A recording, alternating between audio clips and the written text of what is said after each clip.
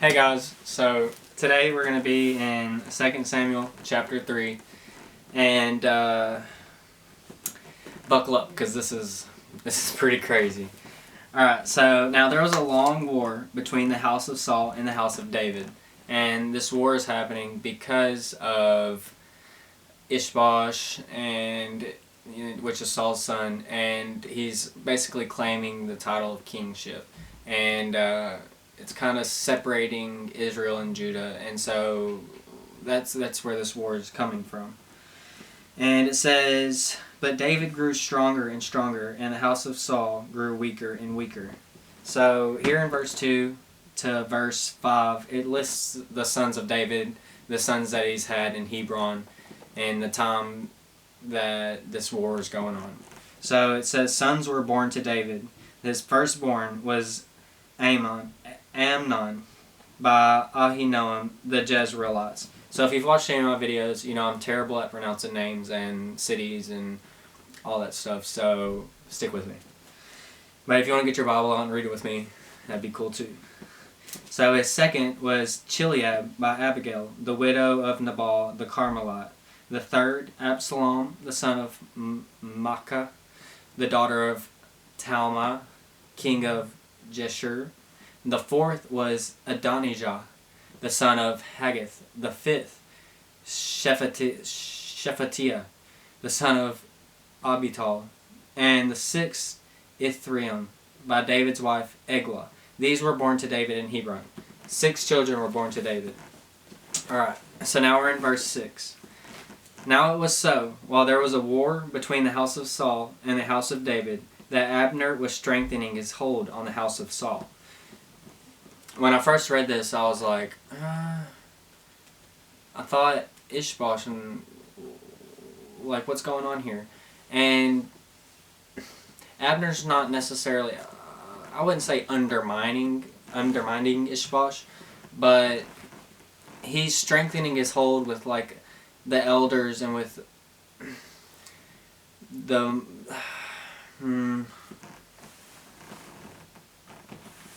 I would just say he's in the meetings, and he's with the people, with all the council, and he's making good decisions, and he's, I don't want to say being fruitful, but he's showing leadership. He's showing good qualities.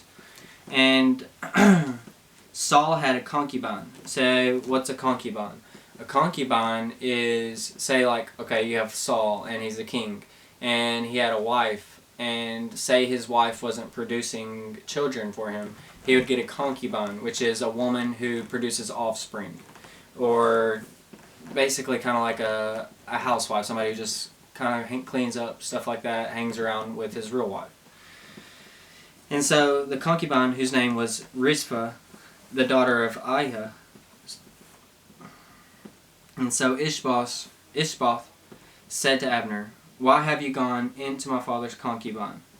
So Ishbosh is accusing Abner of basically sleeping with this woman. And it's real important because when a king would die, his concubine would be passed on to the next king, and it would kind of be like a ritual or a tradition, and that's how they would kind of recognize who the new king was. And so Abner, he became very angry at the words of Ishbosh and said, "Am I a dog's head that belongs to Judah?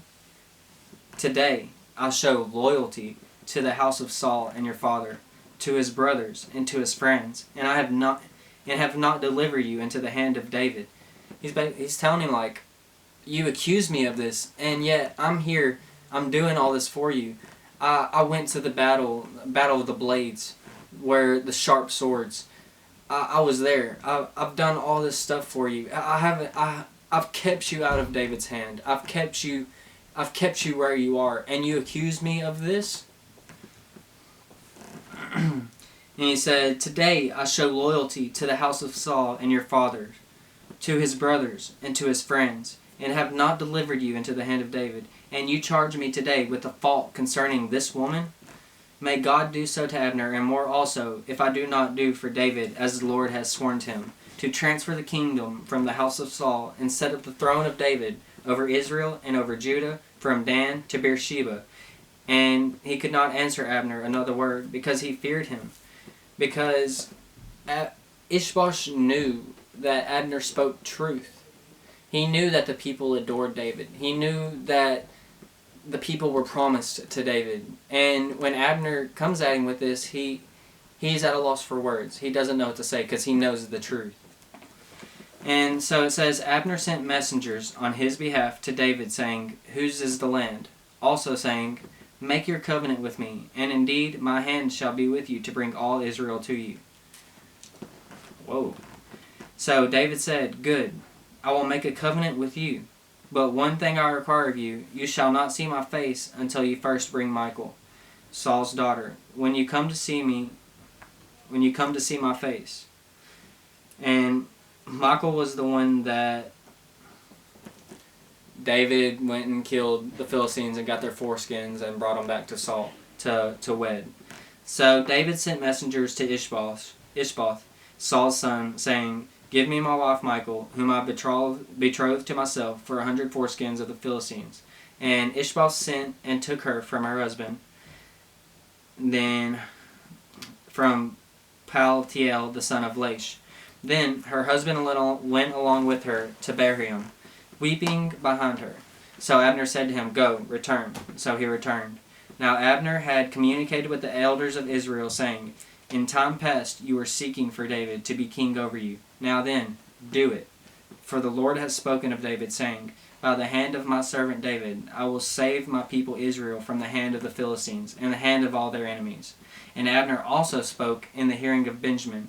Then Abner also went to speak in the hearing of David in Hebron, all that seemed good to Israel, and the whole house of Benjamin. So his whole journey to David, Abner is stopping at these critical points, and basically putting David's name up, renouncing Ishboth from Israel, and setting David on top.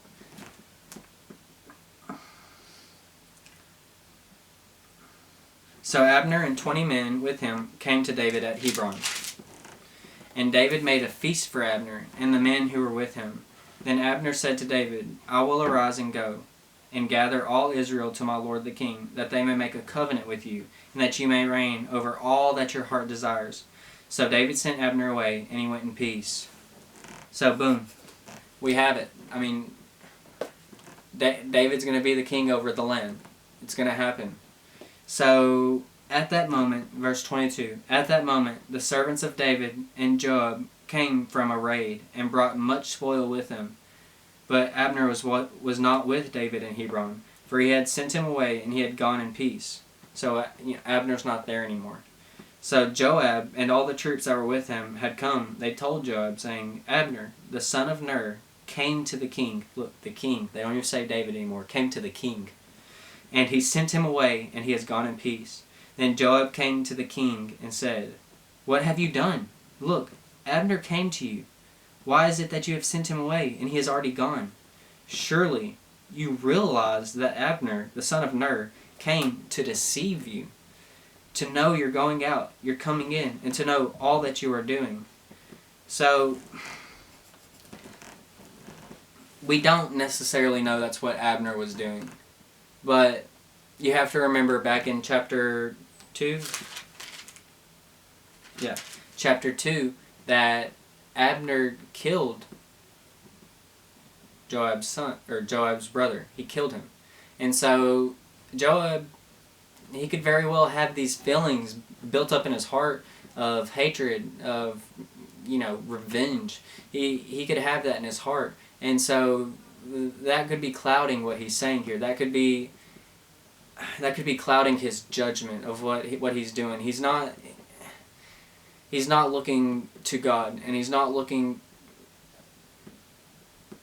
to God's kingdom and to God's plan. He's looking at his own plan, and he's looking at his own needs. And so he's coming to David and saying this, don't you know he came in here to spy on you?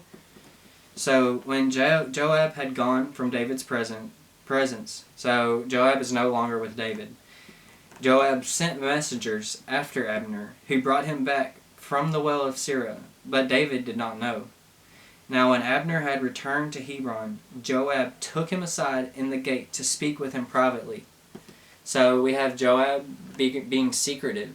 He called for Abner to come back, and he's like, I want to talk to you privately. Come over here to this gate, and so I can speak to you and tell you a few things. So Joab took him aside in the gate to speak with him privately, and there stabbed him in the stomach so that he died for the blood of Ashiel, his brother. So we have Abner going through the kingdoms, professing David's name, finally getting the throne to David's name, and then Joab kills him. He's dead. Maybe just for revenge, you can't justify revenge. I know that there's some things that just seem unforgivable, so unforgivable, but you have to look and you have to understand that when Jesus came down and when he lived his life, he lived a life of love. He lived a life of hope, giving people hope and reassurance. And what did we do? We beat him. We ripped his flesh. We spit on him. And then we hung him on a cross to die. And when he was on that cross, he said, Father, forgive them, for they know not what they do. You're telling me that somebody can do something to you worse than that and you can't forgive them? No. So afterward, when David heard it, he said, My kingdom and I are guiltless before the Lord, forever of the blood of Abner, the son of Ner. He said, we didn't do this. I didn't do this. My kingdom, we don't condone this. This isn't what we do. So let it rest on the head of Joab and all his father's house, and let there never fail to be in the house of Joab one who has a discharge, or is a leper, who leans on a staff, or falls by the sword, or who lacks bread. So Joab and Abishai, his brother, killed Abner, because he had killed their brother Ashiel at Gibeon in the battle. So David basically puts a bad word on their name, saying, may your family never go complete. May there always be one that reminds you of what you have done today. So David said to Joab, and this is very political, when you look into it, and you have to realize the workings of what's going on. When the people hear about this, what are they going to think? Oh, David's just like every other king. Is he a follower of God? He kills to get what he wants. He doesn't call upon God's name. God doesn't move things for him. And so, as David, you have to be very, very careful how you react to this and how you move forward. So David said to Joab and to all the people who are with him, Tear your clothes and gird yourselves with sackcloth and mourn for Abner. And King David followed the coffin. So they buried Abner in Hebron, and the king lifted up his voice and wept at the grave of Abner, and all the people wept. And the king sang a lament over Abner and said, Should Abner die as a fool dies? Your hands were not bound, nor your feet put into fetters. As a man falls before wicked men, so you fell. Then all the people wept over him again. And when all the people came to persuade David to eat food while it was still day, David took an oath, saying, God do so to me, and more also, if I taste bread or anything else until the sun goes down. David's making a clear statement here that I have nothing to do with this. I want nothing to do with this. He said, this isn't right. He said, I will not eat, and I will not drink until this day ends, until this is gone, lest the same thing happen to me. And so all the people took note of it, and it pleased them, since whatever the king did pleased all the people. For all the people and all Israel understood that day that it had not been the king's intent to kill Abner the son of Ner. Then the king said to his servants, Do you not know that a prince and a great man has fallen this day in Israel? Am I weak today, though anointed king? And these men, the sons of Zerium, which was Joab, Abishai, and Ashiel, they're the sons, are too harsh for me.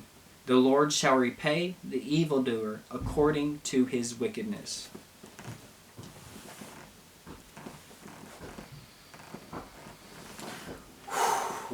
Goodness gracious. So, the plot thickens greatly.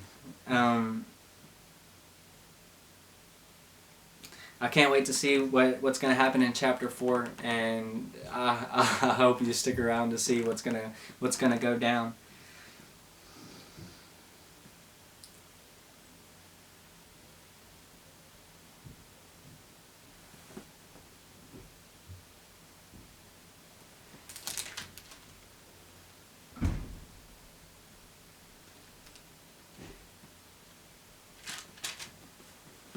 You know, what I get from this is